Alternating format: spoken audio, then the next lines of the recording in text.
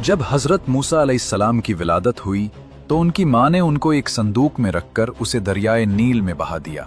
दोस्तों, हजरत मूसा अलैहिस्सलाम की विलादत से पहले मिस्र की सरजमीन में फिरौन का गलबा था और वो जुल्म और तकब्बुर और सरकशी में इस इंतहा को पहुंच गया कि उसने खुदाई का दावा कर दिया था। मजीद ये कि फिरौन ने अहले मिस्र के मुख्तलिफ गिरोह बनाकर उनके दरमियान फसाद व अदावत डालकर तकसीम कर दिया।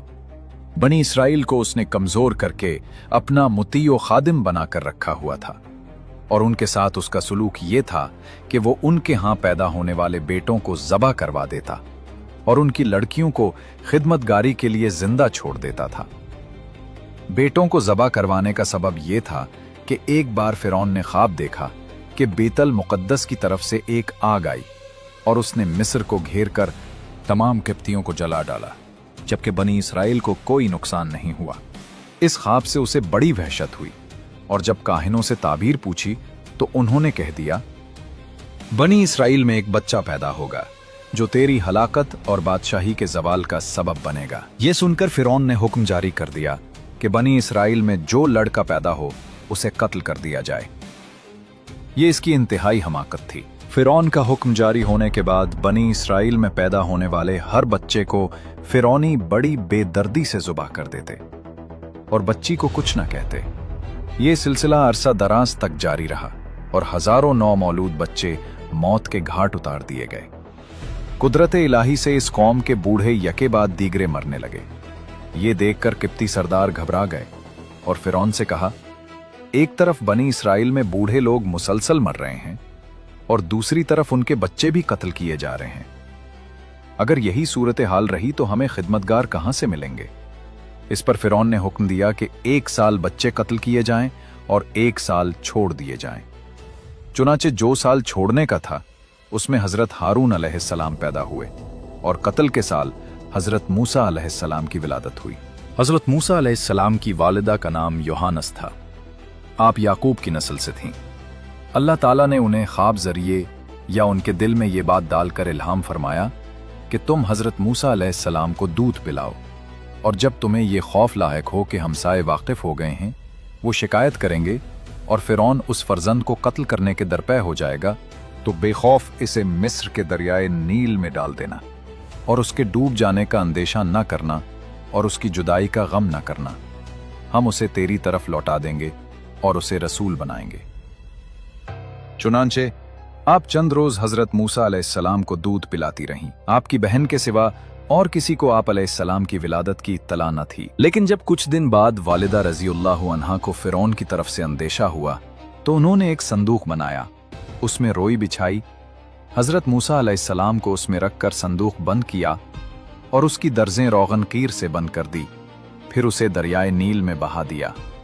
हजरत मूसा अलैहिस्सलाम की वालिदा ने आप अलैहिस्सलाम की बहन मरियम से कहा, तुम सूरत हाल मालूम करने के लिए उसके पीछे चलती रहो। चुनाचे आप अलैहिस्सलाम की बहन आपके पीछे चलती रही और आपको दूर से देखती रही। फिरौनियों को इस बात खबर न थी कि ये इस बच्चे की बहन है और इसकी निगरानी कर रही है।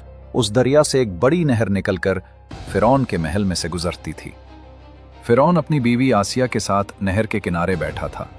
उसने शहर में संदूक आता देखकर गुलामों और कनीजों को उसे निकालने का हुक्म दिया।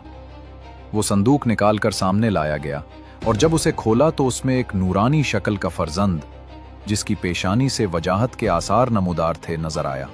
उसे देखते ही फिरौन के दिल में उस बच्चे की मोहब्बत पैदा हुई। फिरौन की कौम के लोगों ने उसे वर्गलाया कि कहीं ये वही बच्चा ना हो जिसके मुताल्लिक ख्वाब देखा था। इन बातों में आकर फिरौन ने हजरत मूसा अलैहिस्सलाम को कत्ल करने का इरादा कर लिया। लेकिन फिरौन की बीवी ने कहा, यह बच्चा मेरी और तेरी आंखों की ठंडक बनेगा, तुम उसे कत्ल न करो। हो सकता है कि यह हमें नफा दे या हम उसे बेटा बना लें।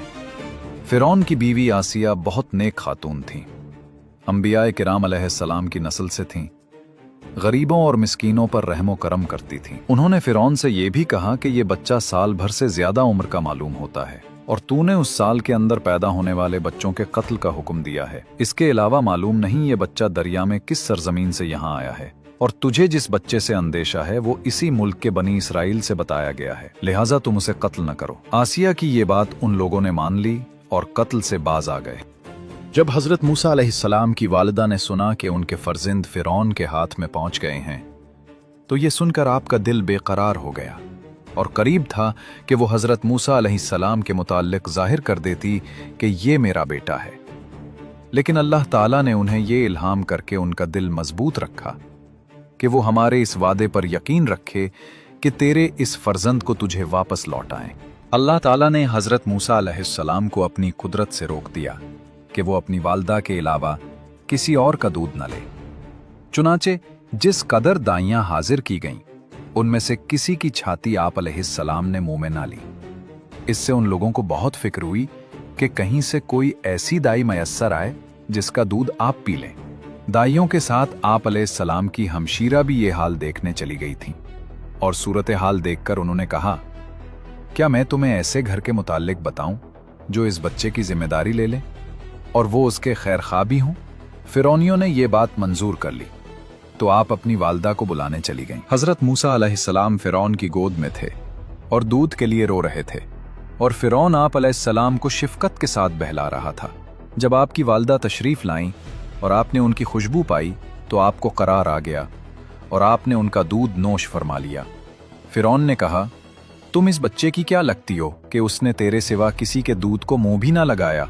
उन्होंने कहा, मैं एक औरत हूं, पाक साफ रहती हूं, मेरा दूध खुशगवार है, जिस्म तैयब है, इसलिए जिन बच्चों के मिजाज में निफासत होती है वो और औरतों का दूध नहीं लेते, जबकि मेरा दूध पी लेते हैं। फिरौन ने बच्चा उन्हें दिया और दूध पिलाने पर उन्हें मुकर्रर करके फर्जंद को अपने घर ले जाने की इजाज़त दी। चुनाचे आप हजरत मूसा अलैहिस्सलाम को अपने मकान पर ले आए। यूं अल्लाह ताला का वादा पूरा हुआ और उन्हें इत्मीनान कामिल हो गया कि ये फर्जंद जरूर नबी बनेगा। दोस्तों, इसके बाद का वाक़या हम आपको नेक्स्ट एपिसोड में बताएंगे। तब तक आप चैनल को सब्सक्राइब और वीडियो को शेयर और लाइक जरूर कीजिएगा।